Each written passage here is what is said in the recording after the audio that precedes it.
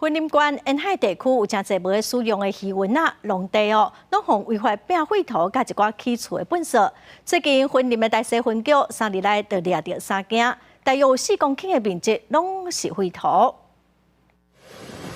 怪手伫澎湖的农产种地，为去年开始，小连续有袂少违法的业者为各地头再建筑绘图，沿带61线到云林沿海者来偷盗。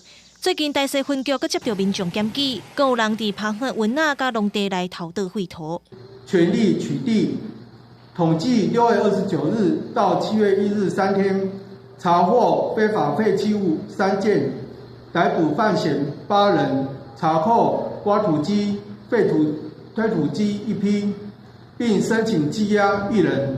警方表示，违法业者再次车划价2000块来处理一寡废弃物，目前掠到3件，拢总偷盗买4公顷。若其中一案的业者已经再买上百抓，赚超过100万块的侥幸钱。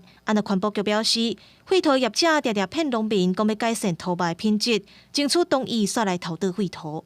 违反规定者，将依废弃物清理法第46条的规定，来移送法办，处1年以上5年以下有期徒刑，并得并科新台币1500万元以下罚金。环保局表示，即届查到乌白岛绘图的事件，甲进前的绘图集团无牵连。不过，乌白岛真侪拢是建材废弃物，已经违反废弃物清理法。目前已经挖起来送验，看敢有重金属的成分。专案嘛移送云林地检署侦办。